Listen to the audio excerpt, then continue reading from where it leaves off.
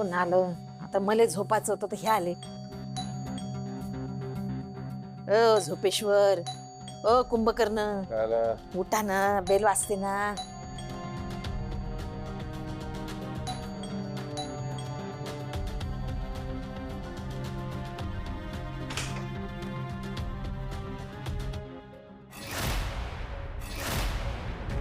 नमस्कार. कोणतरी आलं ना कोणतरी. आम्ही पुरुष अन्याय निवारण समितीकडून आलेलो आहोत. अनिश माझगावकर इथेच राहतात का? हो हो हो हो. नमस्कार. त्यांनी भैरवी माझगावकरांविरुद्ध तक्रार केली आहे. हो. एक मिनिट थांबा. So, here we are once again. To start with, I'm sorry. Me over react केलं त्या दिवशी. आपण खरं सांगू का, मी पहिल्यांदाच असं रिॲक्ट झालो. याआधी मी कोणाशीही असं बोललो नव्हतो. I don't know Y.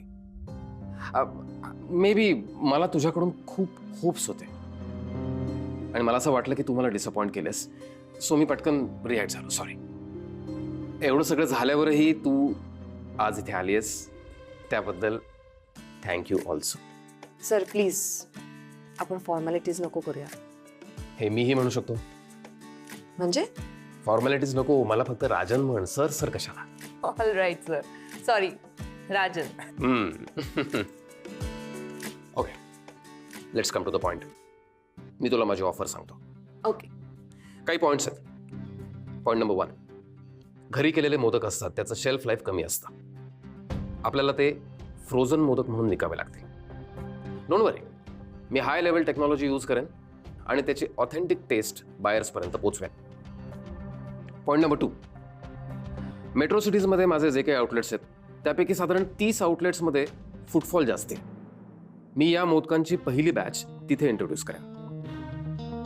Point number 3, माझे जे काही कॉन्ट्रॅक्ट्स आहेत, सर्व्हिसेस आहेत, तिथे सगळीकडे हे मोदक इंट्रोड्यूस करेन. सगळ्यात महत्त्वाचा आणि पॉईंट नंबर 4, हे मोदक मी ओव्हरसीज घेऊन जाईन. नाही म्हणजे बाहेर मोदक मिळत नाहीत असं नाही, पण सुकटणकर फूड्सचे मोदक म्हणल्यानंतर लोक तुटून पडणार. इंटरेस्टिंग पॅकेजिंग करेन मी त्याचं. Suktankar foods, delicious delicacy. Wow, sounds interesting. पण मला एक प्रश्न आहे, आमचेच मोदक का? आय मीन मोदक तर खूप जण करतात. भैरवी, काही गोष्टी चांगल्या असतात, काही गोष्टी खूप चांगल्या असतात, पण काही गोष्टी कमाल असतात. त्यातला फरक मला कळतो. तुझ्या घरातले मोदक आहेत ना, ते कमाल आहेत. थँक्यू. आता मशीन मेड गोष्टी कमी आवडतात लोकांना. पर्सनल टच असलेल्या ऑर्गॅनिक गोष्टींचा ट्रेंड आहे. मला खात्री आहे की हे मोदक बाजारामध्ये ट्रेंडिंग असणार. सो ऑफर ऐक. 50 लाख. 50 लाख? येस. मी तुझ्या प्रॉडक्टचं जे मार्केटिंग करणार आहे त्यासाठी डिपॉझिट म्हणून तू मला 50 लाख रुपये द्यायचे. I know you are surprised, but Bhairavi, हेच माझं बिझनेस मॉडेल आहे. रक्कम मोठी आहे, आय नो, पण तू बाहेर चौकशी कर, बिझनेस मॅगझिन्स बघ. माझ्याबद्दल तुला हेच ऐकायला मिळेल. मी अशाच ऑफर्स देतो. सी, तुझ्या घरी बनवलेलं एक प्रॉडक्ट आहे, मी त्याचं बाहेर मार्केटिंग करून मोठं करणार. माझी पण रिस्क आहे ना. काय सांगावं, उद्या कदाचित तुम्ही सप्लायच बंद केला तर, किंवा अजूनही काही अडचण आली तर, त्यासाठी मला सिक्युरिटी म्हणून डिपॉझिट घ्यावं लागतं. हे बघ भैरवी, इनिशियली थोडंसं स्ट्रेच करावं लागेल, पण ट्रस्ट मी तुला प्रॉफिटची गॅरंटी देतो. सर मला थोडा विचार करायला वेळ हवाय. ऑफकोर्स ऑफकोर्स ऑफकोर्स, विचार कर तू, पण टाइमलाईन आहे 15 दिवस. येत्या 15 दिवसात जर तुम्हाला पॉझिटिव्ह किंवा निगेटिव्ह काहीही रिप्लाय दिला नाहीच तर ही ऑफर मी दुसऱ्याला देऊन मोकळा होईन. आणि अनफॉर्च्युनेटली त्यानंतर आपल्यात कुठलाही व्यवहार होऊ शकणार नाही. तुला अवघड वाटत असलं तरी सुद्धा भैरवी, हीच ऑफर मी सगळ्यांना देतो आणि माझ्याकडून ही ऑफर ज्यांनी ज्यांनी स्वीकारली त्यांचा फायदाच झालाय. मी फक्त स्वतःचा फायदा बघणारा माणूस नाहीये. माझ्याबरोबर दुसऱ्यांचाही फायदा व्हायला हवा. माझा असाच माइंडसेट आहे. Call is yours.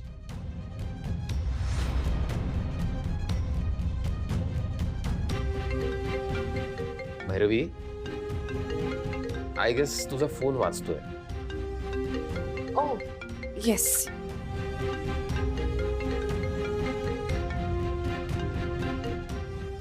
हॅलो, हां बोला आत्या. भैरवी, तू त्या सुकटणकरांच्या ऑफिसमध्ये आहेस का?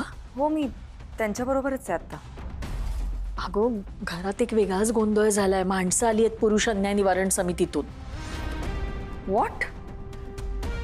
अगं, ते असंच ग, पुरुष मदत केंद्र का अन्याय निवारण समिती. पण ते काहीतरी अनिशने काहीतरी गोंधळ घालून ठेवलाय बहुतेक. तू लवकर घरी ये ग. हो हो, मी निघते इथून. ओके. हा.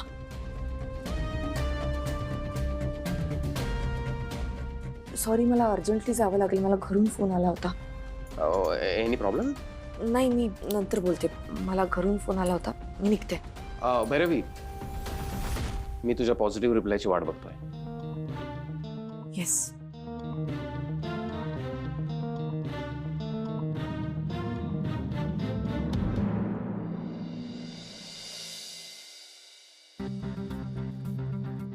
जना, मी काय म्हणतो, देसाई, आधी मला सांगा, त्या बीम मधल्या कुलकर्णींकडून तुम्ही मेंटेनन्स आणणार होता, हा?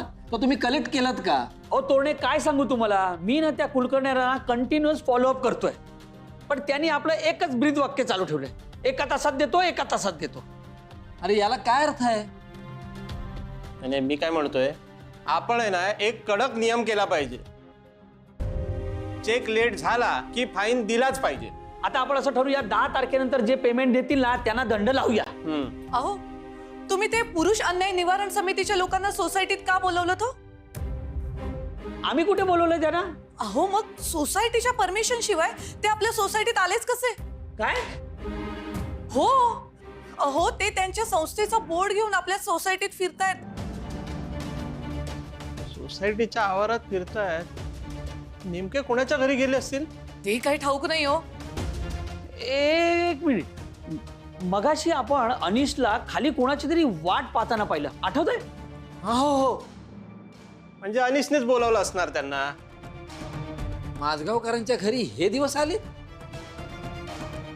बघा ना, अहो एक दिवस काय तर ते CEO सुकटणकर त्यांच्या घरी येतात, दुसऱ्या दिवशी हे पुरुष अन्याय निवारण समितीचे माणसं येतात. कमाल आहे. देसाई, याचा अर्थ एकतर आनंदाची गोष्ट आहे किंवा बाब गंभीर आहे, बरं का? पण मग यातलं नक्की काय असेल? भैरवी मॅडम कधी येतील? ती येईलच इतक्यात. पण काय तक्रार केली आहे अनिश माझगावकरनी?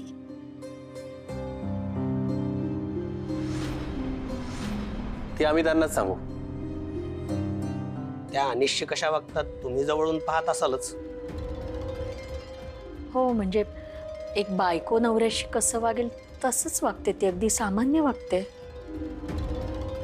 का तुम्ही असं का विचारताय? पण सांगितलं ना, अनिशने भैरवी विरुद्ध तक्रार केली आहे. आम्हाला जे काही सांगायचंय भैरवीला सांगू. बाप्पा, बोला. मीच भैरवी माझगावकर. अच्छा, तर तुम्ही भैरवी आहात. या बसा, आम्हाला तुमच्याशीच बोलायचंय. नाही नाही, ठीक आहे. काय झालंय? तुमच्या नवऱ्याने तुमच्या विरोधात तक्रार केली आहे. काय? अनिशने? हो, त्यांचं असं म्हणणं आहे की तुम्ही कधी बाहेर जाता, कधी बाहेरून येता, याबद्दल त्यांना काहीही सांगत नाहीत. व्हॉट? नाही, असं तर काहीच नाहीये. इनफॅक्ट थांबा. अहो, त्यांचं असं म्हणणं आहे की त्यांचा या घरात कोंडमारा होतोय. त्यांची बायको, त्यांचे वडील दोघे मिळून त्यांना त्रास देतात, सतत त्यांचा अपमान करतात, त्यांना टोचून बोलतात. एवढंच काय, तू वेडा आहे असंही म्हणता? एक मिनिट, असं काही नाहीये, काहीतरी गैरसमज होतोय. अहो इतकंच काय, त्यांचं हेही म्हणणं आहे की ते तुमच्यावर अवलंबून आहेत हे तुम्हाला माहीत असून सुद्धा तुम्ही त्यांना 1 रुपयाही देत नाही. उलट त्यांचा अपमान करता, त्यांची बदनामी करता आणि त्यांना मेंटली टॉर्चर करता. बास, हे सगळं खोटं आहे.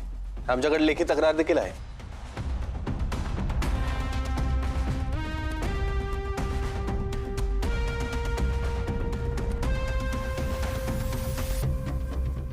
एक मिनिट, हे सगळं खोटं आहे, असं काही झालेलं नाहीये. तुम्ही माझं ऐकून घ्या 1 मिनिट. साहेब,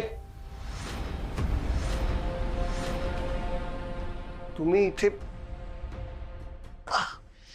बाबू, तुम्ही इथे कसे?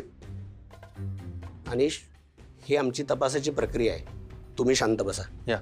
हो, अनिश, तू माझ्याबद्दल हे सगळं? भैरवी, अनिशची फक्त एवढीच अपेक्षा आहे की तुम्ही त्यांचा आदर करावा, प्रेम करावं आणि जोपर्यंत ते स्थिर स्थावर होत नाहीत तोपर्यंत तुमच्या मिळकतीतला 50% हिस्सा त्यांना द्यावा. आणि महत्वाचं, तुम्ही त्यांच्याबरोबर वेगळं राहायला राहावं. मग आपण कोणाकडे? भैरवी,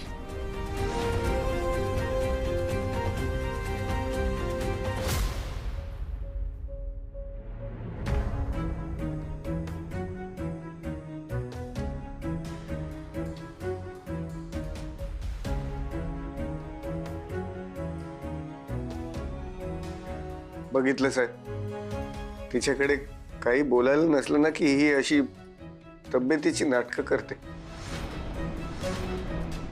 हे भैर, तू आधी बाजूला हो. साहेब, सगळ्या बाजूनी कोंडी झाली हो माझी. बघताय ना, अडकलोय मी. माझे हात दगडाखाली आहे, सुटकेचा मार्गच दिसत नाही मला. तुम्ही सांगा मी काय करू? हे बघताय ना मी. हे भैरवी, प्लीज माझ्याशी असं वागू नको ग. भैरवी, तुला बरं वाटतंय का? एक विनंती करू का? भैरवीची ना तब्येत बरी नाहीये. तुम्ही परत कधी आलात तर चालेल. नाही निलिमात्या, मला बोलायचंय.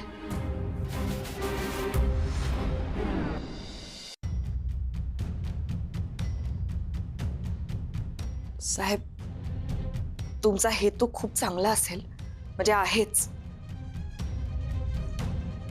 पण माझा नवरा तुमच्याशी खोटं बोलतोय. आणि हे बोलताना मला अजिबात आनंद वगैरे होत नाहीये. पण ज्याच्याशी लग्न केलंय तो हा माणूसच नाहीये. त्यामुळे खरा कोंडमारा माझा होतोय. साहेब, लग्न करून मुलगी तिचं घर सोडून जेव्हा सासरी येते, ज्याच्या भरवशावर घर सोडते, दुसऱ्या घराला आपलं म्हणते, त्या माणसानेच जर पाठ फिरवली तर कसं राहायचं? नशीब माझे सासरे देव माणूस आहेत, पण खरंच ज्यांना घरच्यांची साथच मिळत नाही ते काय करतात? कशा जगत असतील त्या मुली? साहेब, ही सगळी माणसं आहेत ना, ती माझ्या सासरची माणसं आहेत. विचार करा, ज्या माणसाला स्वतःच्या नातेवाईकांबरोबर राहायचं नाहीये, त्या सगळ्या माणसांना आपलं मानून त्यांच्या बरोबर राहतेय मी. म्हणजे खरी ऍडजस्टमेंट कोण करतंय आणि कुणासाठी करतंय? अरे, जनाची नाही मनाची तरी लाज बाळग हे बोलताना की मी सपोर्ट करत नाही तुला. जेव्हा हे सगळे आरोप केलेस ना माझ्यावर, त्यात तुझी सगळी कर्ज, तुझे कुठे कुठे अडकलेले सगळे पैसे हे सोडवण्यासाठी कोणी मदत केली आहे तुला? आठवून बघ अनिश. आणि मी सपोर्ट करत नाही. मी जर याला सपोर्ट केला नसता ना, तर आज हा जेलमध्ये सडत असता. बरं जाऊ दे, माझा सोड. स्वतःच्या वडिलांविषयी सुद्धा तक्रार करतोस तू. लाज नाही वाटत तुला? साहेब साहेब बघितलं सगळ्यांसमोर कशी भाषा वापरते माझ्यासाठी ती. साहेब, मी माझ्या नवऱ्याशी अतिशय प्रेमाने, अतिशय आदराने वागते. तुम्ही प्लीज माझ्या नवऱ्याला विचारा, तो माझ्याशी प्रेमाने, आदराने वागतो का? कसा वागेल? ज्या माणसाला स्वतःच्या वडिलांविषयी आदर नाहीये, तो बायकोशी काय प्रेमाने आणि आदराने वागणार आहे? आणि मिळकतीतला हिस्सा म्हणाल तर आत्ता या क्षणी फक्त माझे सासरे कमवत आहेत. या वयामध्ये नोकरी करतायत. रोज सकाळी टिफिन घेऊन बस मधून प्रवास करून ऑफिस मध्ये जातायत आणि दिवसभर काम करून येतो तो माणूस या वयात. आणि हा म्हणतोय सपोर्ट नाही करत. अरे तुला लाज वाटली पाहिजे. आज 2 वेळेचं जेवतोयस ना, ते त्यांच्यामुळे जेवतोयस. त्यामुळे जर अन्याय होत असेल ना, तर तो त्यांच्यावर होतोय, ह्याच्यावर नाही. भैरवी, मला तू काय चाललंय? अनिशने तक्रार केली आहे भैरवी विरुद्ध की ती त्याला त्याचा मानसिक छळ करते, त्याला मानसिक त्रास देते असं. काय? साहेब हे आले तिचे वकील. मी हिचा वकील? हो आहे, पण एक लक्षात घे, मी जरी हिचा वकील असलो तरी मी तुझा बाप आहे.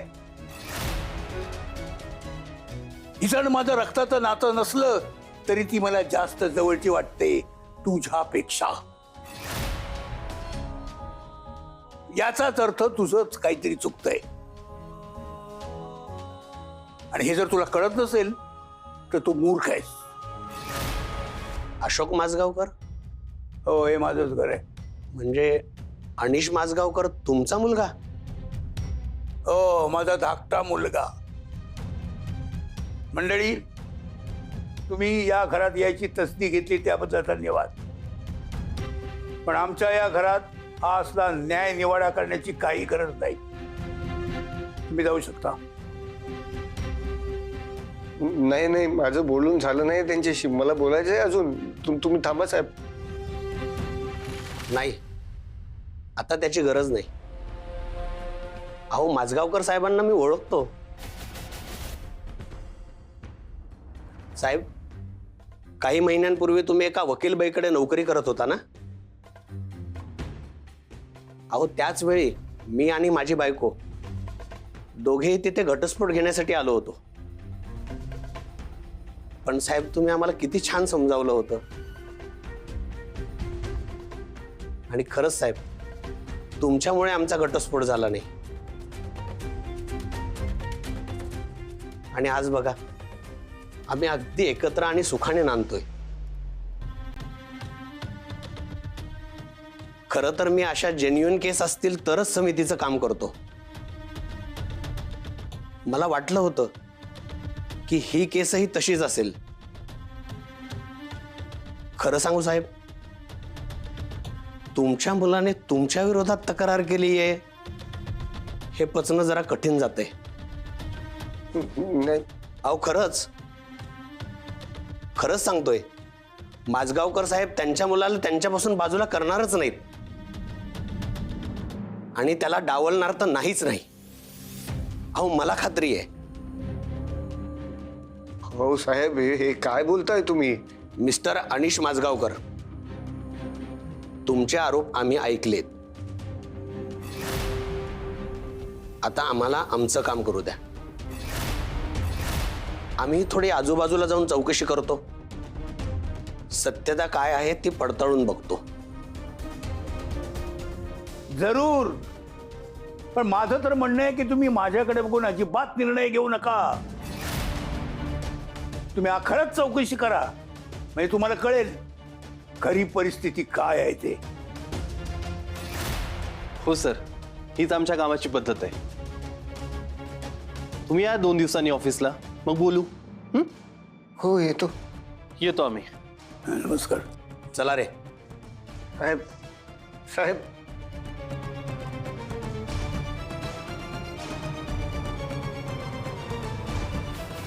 वा माजगावकर साहेब वा. पुन्हा एकदा तुमच्या ओळखीने तुम्ही बाजी मारलीत. मी काहीही केलेलं नाही. खोट्याचं आयुष्य फार थोडं असतं आणि ते लगेच उघडं पडतं. तेच झालंय. जा जा त्याला जाऊन सांग म्हणून आजूबाजूला जास्ती चौकशी करू नका. त्यामुळे तूच तोंडावर पडशील.